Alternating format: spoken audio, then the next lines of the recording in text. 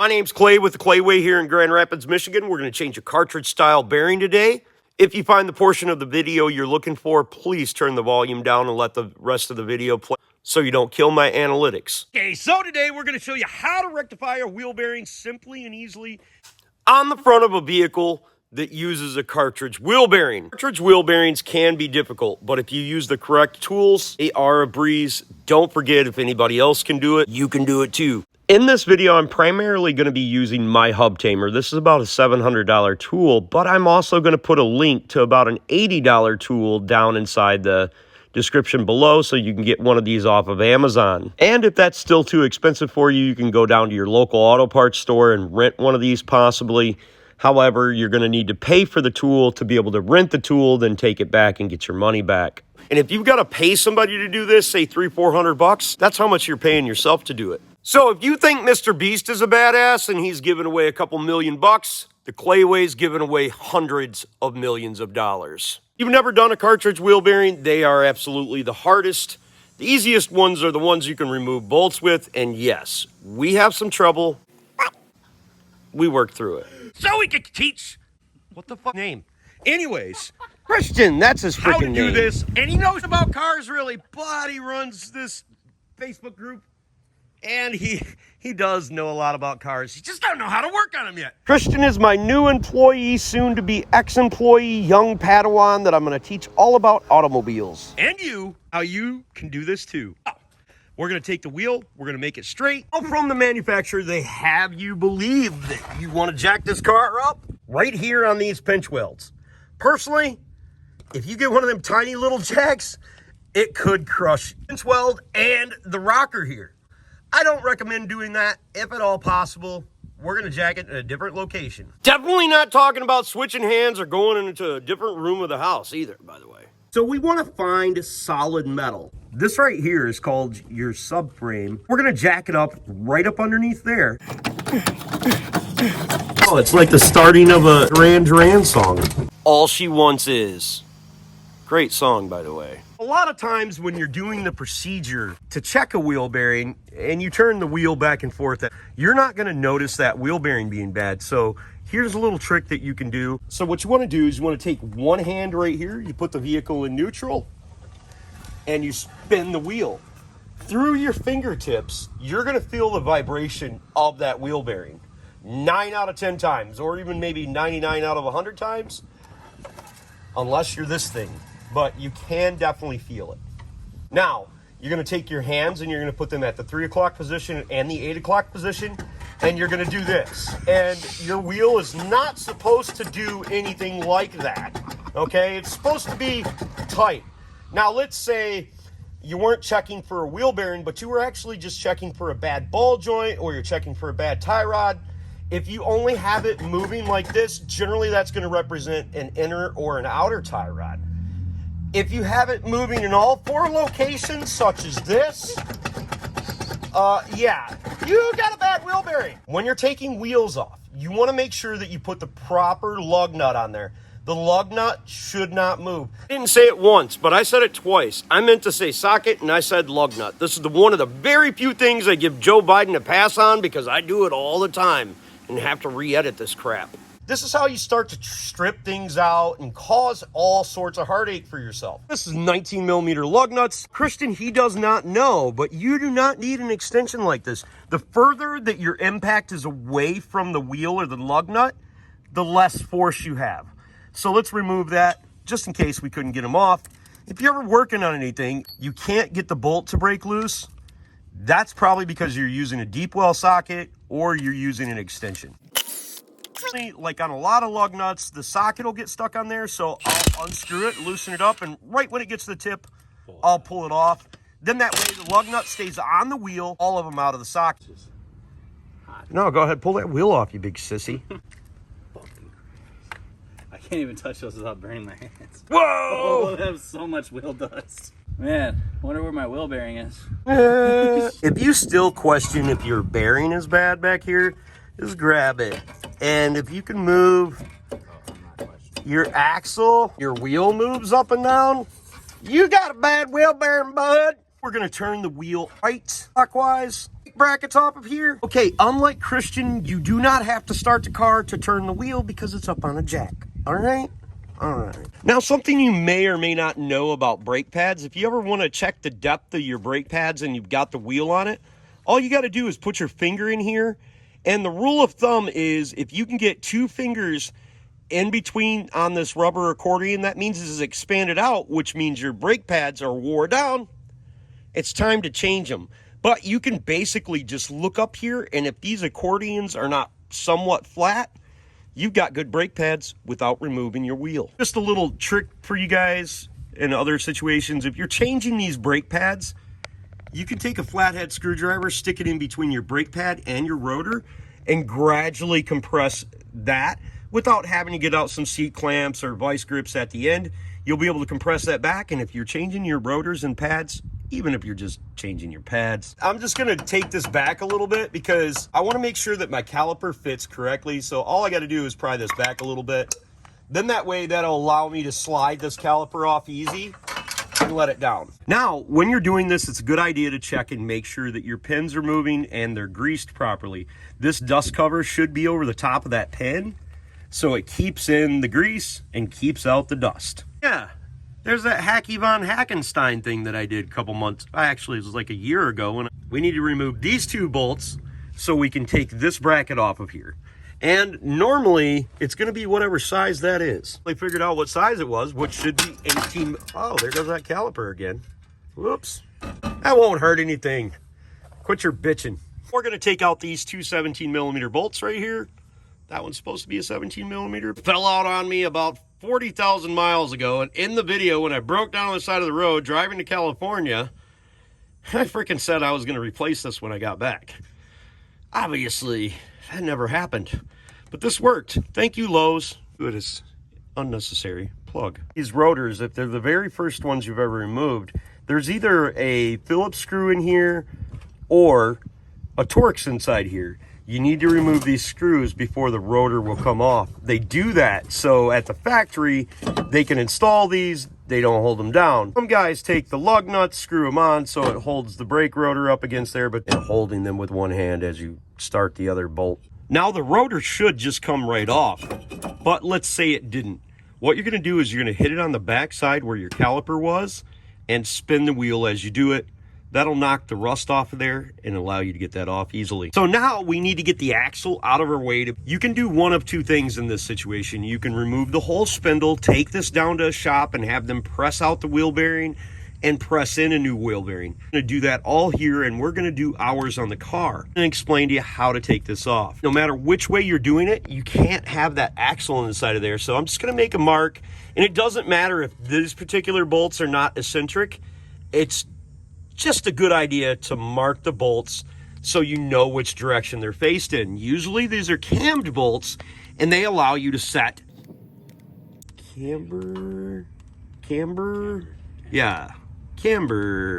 Obviously, after 47 years on the earth, I've forgotten more than most people know, and I can't remember that this was camber. So we're going to remove these 2 nuts right here, and we're going to allow this to come out of here. I don't think we're going to have to remove this tie rod end, but if we do, Clayboy's got a trick for you. I don't often jump in the middle of my work to try to plug myself, but please consider subscribing, clicking the notification, sharing my videos, and giving me them sweet old thumbs up. If you've got a question for me, you can hit me up on Clay's AC and Auto Repair on the Facebook Messenger. Answer them for absolutely free. I can't help you with your old baby mama drama, but I may be able to help you fix your whip. If I know the answer, I will tell you. Remember, don't be the next to them, be the first to you. God bless. I hope you enjoyed the video. No more of me jumping in doing this BS. These wheel axle nuts can be different sizes if they're aftermarket or OEM, but in this situation, mine's a 32. I hope yours is too. Worry about these little tabs when you're not using a ratchet. If you actually have real people tools, you won't need to worry about it. This step should be done prior to removing the brakes if you do not have an impact like I do. Then you hold the brake and remove it. So you want to screw the nut back on about 4 screws. You want to make sure that the axle is loose and you notch it back. Then you take the nut off.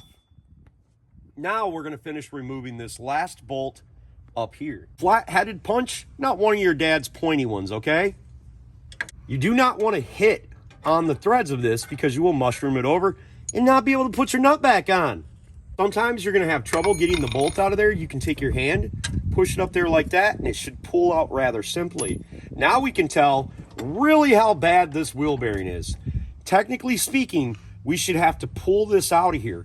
We can take a slide hammer, put it on there. We can pull it out with this tool that I'm going to grab out of here. That is one of them instances where you cannot use hammers to put this together. No matter what you think, you will destroy your new wheel bearing. Okay, so with that nut off of there, you should be able to move that a little bit. And take this, pull this out of here, and then that'll allow you to grapple that and pull it away from there. It may be seized in there. Be really careful and really gentle if you're going to hit that without the nut inside there, because you definitely do not want to mushroom that over. But in this situation, this axle actually has a little bit more meat on the tip of it than most of them do, so we're good. I'm going to use an air hammer to take this out. Pop it out pretty quick. Hopefully we can take it and put it off to the side here. Now, if your wheel bearing is this bad, you waited too long. We got to pay particular attention because, as we can tell, the end of the bearing is stuck on here. So with the air hammer, you're just going to knock that off of there. Get that out of your way so it's not in there for the next one.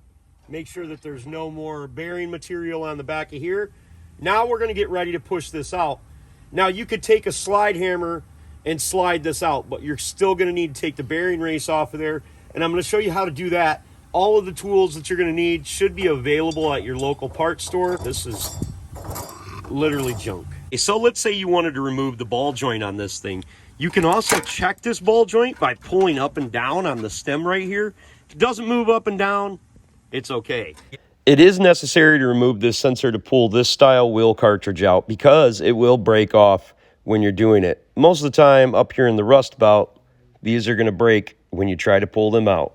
The wheel bearing cartridge does have an in and out portion where the reluctor ring reads the sensor, so pay attention to the video when I install it. You've got an ABS problem on this wheel and you can't understand, you think it's this sensor, but it's probably not the sensor. If you wanted to remove this whole spindle right here, you're going to disconnect your ABS wire. You're going to take out the 17mm nuts on the bottoms of these bolts. If this isn't bolted in, say it's riveted in, I don't know if Honda rivets theirs in, but I know other manufacturers do, you'll grind the rivets off. And then the new ball joint will come with bolts to bolt it back together. You can take this clip off of here and release it. If you do it that way, you take the risk of damaging the ball joint. So you would be better off taking off the nuts. But if you insist on taking this off, you pull this clip, then you hit this with an impact. If you turn it by hand, more than likely the whole ball joint's going to spin. So if you don't have an impact, what you do is you take a jack, you put it up underneath the ball joint, put these bolts back in here so it applies pressure to that ball joint so it pushes down on it so the nut will come off if you're not working with pneumatics. Then you can take the whole spindle to the repair shop, and for like $20, $30, they'll probably press this out. They might charge you more. They might charge you $50. I don't freaking know. I do my own stuff, dude. So I can't tell you how much repair shops charge for this stuff. Me showing you how to do this is like you getting paid $300 or $400 to do it yourself. There isn't anything on this planet that if man made it, you can fix it. I promise. No matter what it is in life, if anyone else can do it, you can do it too.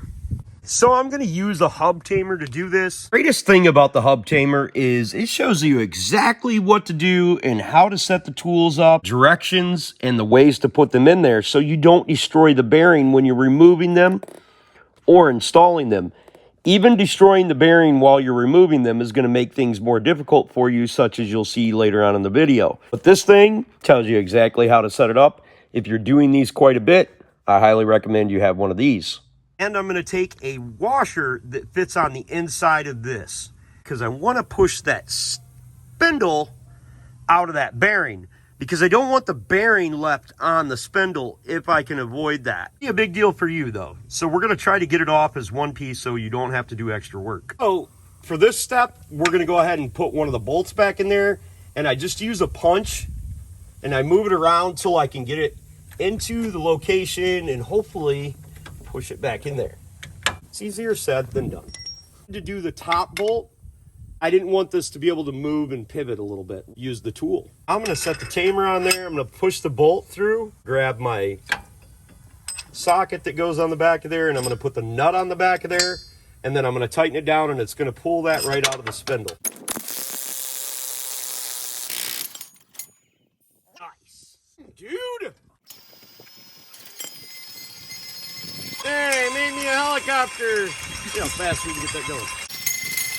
This is becoming dangerous. That's why they shouldn't let kids play with dangerous objects. Now we need to get this off of here. What we're going to do is we're going to take this over and we're going to hit it on the table, and it's supposed to come off. I've never actually had it work, but I've been told that it does. So we're going to go give it a try. Gifts for girlfriends, you put them in their food, things of that nature. Well, according to this is going to go on the back side, and it's going to push that bearing into this cup right here. So we'll fit this through here like this. We'll put our bolt in there, and we should be able to suck it back through. So we've got a C-ring clip we need to take out, a C-clip. All right, so then we're going to take our snap ring plier tools, and we're going to pinch this together. Now, if you can't get this pinched together, maybe you got two smaller ones, kind of like I got right here. Big hands truly make the difference, though. You can heat up the outside of this. That'll expand this ring and allow this to break through. If you pull this before you pull the snap ring in here, it's going to get stuck in there.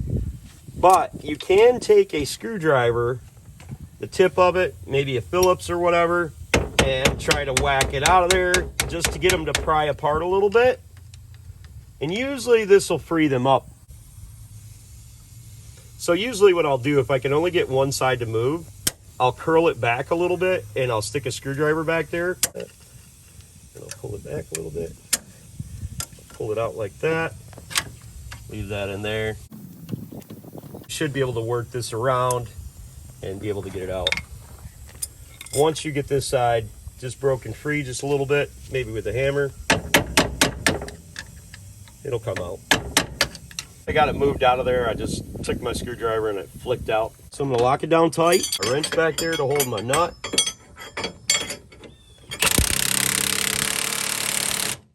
You want to make sure that this is on here properly. We can tell that this is off a little bit. It's somewhat square. Then that way you're able to pull that bearing inside there. Now you'll notice that it's going kitty wampus. We really don't want that. For it to pull square and straight. Just not wanting to pull square and straight. A little bit, but the driver gets stuck in there cockeyed. And we can't have that. Because if it don't pull it out square, it's going to bite into your hub like this, which isn't a problem because this is just a cast portion of this. But still, you want it to pull out square and preferably true.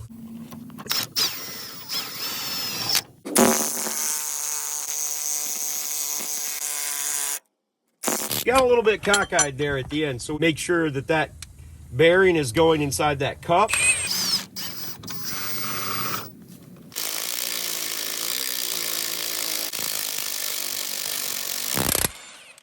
And we know when it breaks free that the bearing came out. And there's the bearing down inside the cup. What we've got right here is a bearing that's removed. Now it's nice to take some emery cloth, clean up these edges, make sure you don't have any sharp edges, but we're going to take emery cloth and clean this up so when we go to put our bearing in, the biggest thing about inserting this bearing is that it goes in smooth, evenly, and gradually. We cannot use air tools or impacts on this. We have to use real ratchets because we need that smooth transition to push that bearing inside there. So how ABS works is it has a little reluctor ring inside there with little grooves and little points on it. And as the wheel bearing spins, the magnet on the top of your sensor picks up them little points. So it says 10, 10, 10, and it might have a elongated 10. It's reading the time as the wheel bearing spins, so it knows how fast the wheel is spinning. And in order to do that, they do that by magnets. So your bearing on one side has a magnet, obviously the paper clip staying on there, that's the magnetic side, and then the other side does not. So when you insert this, you need to make sure you insert it correctly, or when you go to put it back together, if you didn't break your wheel bearing sensor, tap it in the wrong way. Obviously, we can input the wheel bearing sensor once we repair this. So we don't have a new sensor right now, but we can get one later, and we can still put all this back together and put our 10mm bolt back in there. Critical part, we need to install the bearing, but we have to install it squarely, and it has to go in flush, and we can't hit it. Even though I may take, and I'll try to tighten getting it square, I'll give it a little bit of tap to make sure it's square, then I'll look up there, then I'll look down here and make sure it's square, or we start putting our tool on there. One of the biggest mistakes that people make when they're installing bearings is they don't use the proper cup. They'll put the cup on the outside of here when really the cup has to be on here on the opposite side. So it holds them two pieces together and it doesn't allow it to push, because when you're pushing your spindle inside there, it's going to want to push this away and not go through there. Obviously it'll push in there because there's the ball bearings in there are going to stop it from going too far, but you don't want to damage this surface. So this piece goes on here and it's going to sit in there, and then we put a washer on the outside of here, backer behind here. It allows it to pull the bearing in there. Then we tighten it up with a ratchet. Now we check it to make sure it's started in there square and straight. Now we take a big ratchet and we turn it. We allow the wrench to bind up against something so we can turn it, so we don't have to hold that. That's why we use the box end portion. Now we're gonna teach Shin that shit rolls downhill and he's at the bottom. So he gets to do the hard work, which it really shouldn't be hard. No, it should just be consistent pushing until it bottoms out. And as he does it, we should be able to see it go in. It should go in smooth. If it starts to bind up, that means you have it off center. And you're better off just restarting. But it looks like he's got this thing. It's going in there smooth. That's what she said. A little bit too smooth, she said. She can barely feel it. I'm British, okay? What does that mean? We're not known for being You're not known for what? for being the biggest in the competition.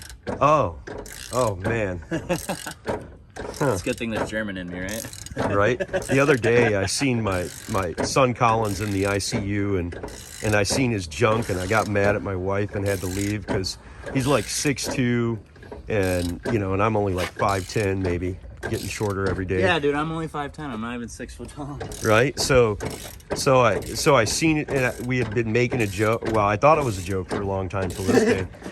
Been making a joke that he wasn't blind, so he wasn't mine, and he was a little bit too good looking, a little bit too tall, a little bit too muscular and stuff. So I said he's a milkman's or something like that. And I seen his junk at the hospital the other day, and I got really pissed because immediately I knew he wasn't mine, because he had a big old schwang.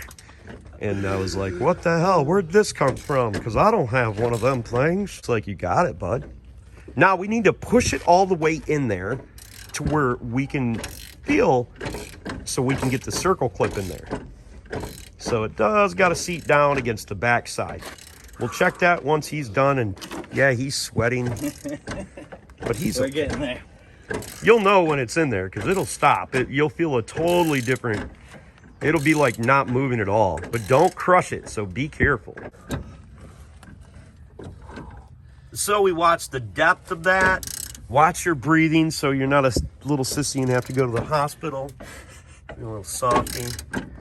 The worst thing is to take the tool out and realize that you didn't go far enough. You got like a 1/4 inch or something. You got to reset all this stuff up, which not a big deal, but not fun nonetheless.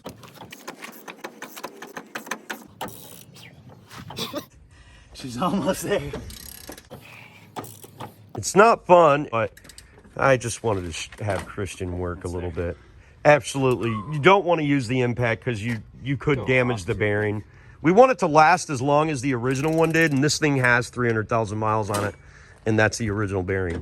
So it only needed to be changed for like 20,000 miles or so. No big deal. I swear to God, I've tried this about 10 times to heat up the race on the backside of a spindle. I have never been successful at it, but I've seen them do it on TV, so I know it does work in some situations, but not for me. I don't know what I'm doing wrong, but I'm gonna try it again anyway. But you really want to get this really super red, really hot, really quick. You want to expand this ring, but not expand this. So we heat this up very fast. Then, when you set your vice grips on it to hold it, you want to set them on there so you can hold it and you can bang it up against the table just like that to knock it out. You can also use the anvil part of your vise as well. You turn it up to where the black smoke goes away, and then you turn your oxygen on. But we're not trying to cut something, we're trying to heat something. So we want that heated really quick, and we want it to get cherry red.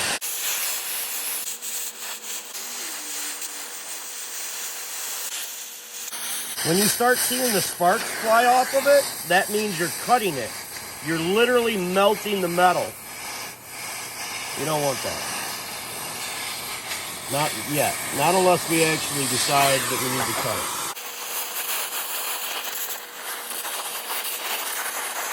I know I can cut it off without fucking it up. And even if I did fuck it up, I'm only going to fuck up one part of it. Take a freaking emery cloth.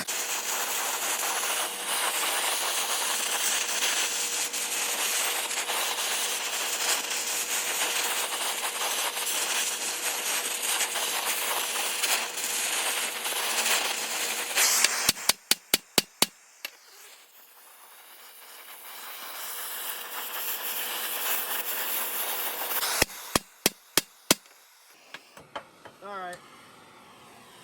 That'll work. Well, like I said, that's only on TV. I can't seem to get it to work. If I would have kept it sitting like this, it would have been best for me to try to cut it off. But then I move it a little bit, and I start moving it around, and I'm going to blow a hole through this, even though I'm not really worried about that. A little bit worried that I blew a hole through that thing.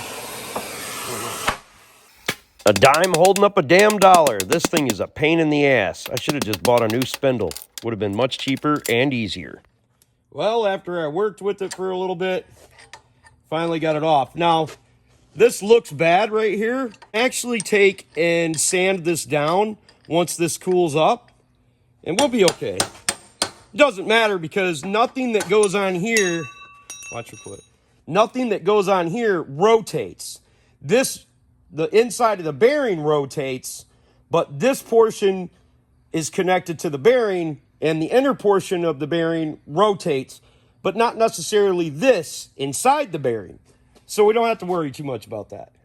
All right, don't be like us and forget to put your clip inside there. Not that it really makes a difference, but it makes a difference, I guess. So don't do that. When you get the clip inside there, launch it down.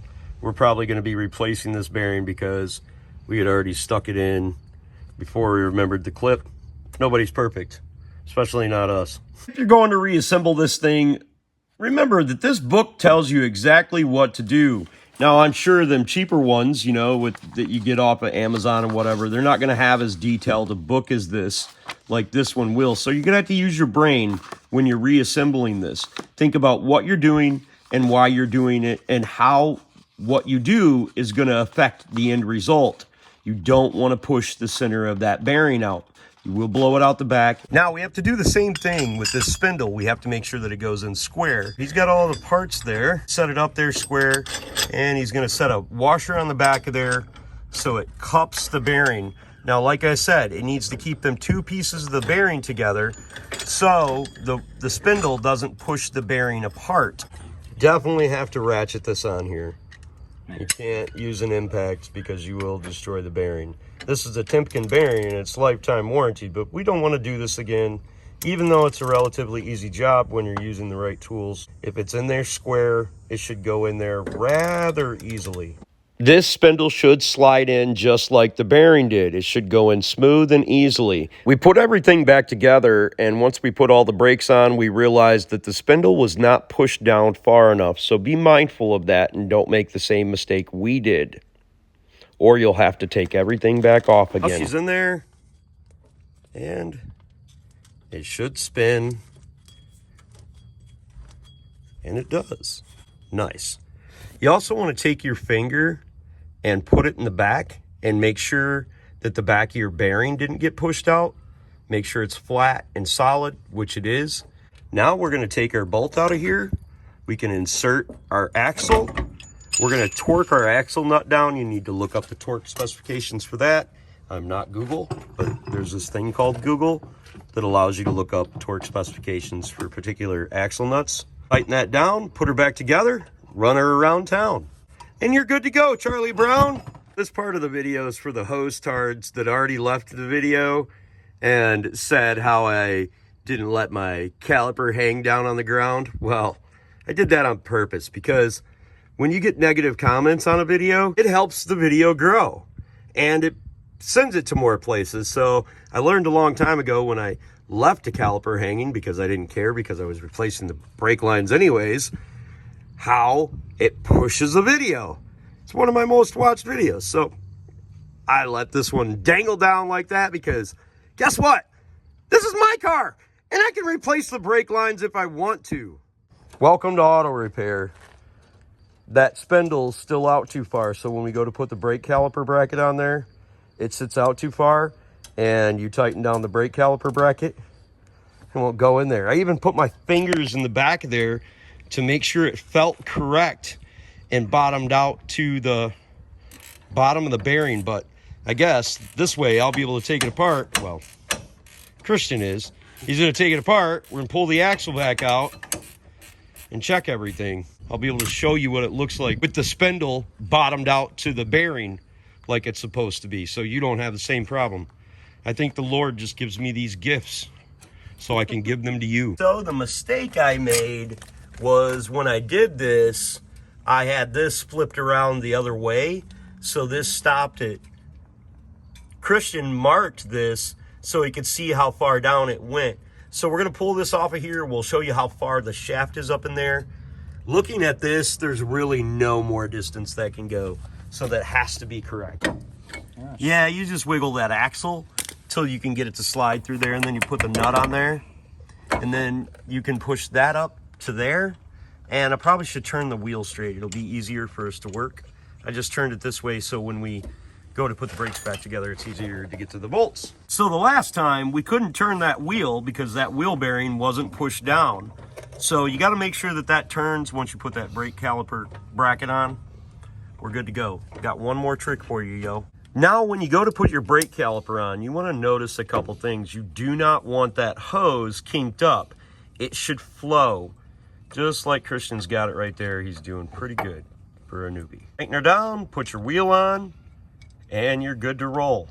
By this time, it's starting to get really dark, and I told Christian he was going to have to ride bitch on the Clayway Death Machine. He said he didn't want to ride bitch on the Clayway Death Machine, but we ended up getting it done. This down, we're tightening ours down to 134 foot-pounds. We can stick a screwdriver in the rotor, or we can just press on the brake. That knocked down, we take a punch and a hammer, and we lock it in. Easier when you do this if you just turn the wheel. So when you go to hit it down, you're pushing downward. My videos are designed to inspire and empower folks like you that don't know jack crap about automobiles, while showing you not only how to do things, but why you're doing them in the first place. Many times in your life, you're gonna find out the why is often more important than the how. Ah! Christian, the wheel's gonna fall off your car! That is bad, dude. How are the wheels staying on this thing? All right, so if you ever wanted to check a wheel bearing, you move the wheel about 15 degrees each way, and as you move it, tone of the noise will change. If the frequency of the noise changes, have a bad wheel bearing. Sorry for the super long video, but I appreciate you being here. It means a great deal to me. I hope it helped you with your car and kept a little bit of food on your table and some money in your corn store. Remember, don't be the next to them, be the absolute first to you, and if anyone else can do it, you can do it too. God bless, folks. Please consider subscribing, clicking the notification, sharing my videos, and giving me them sweet old thumbs up. I hope you have the best of days.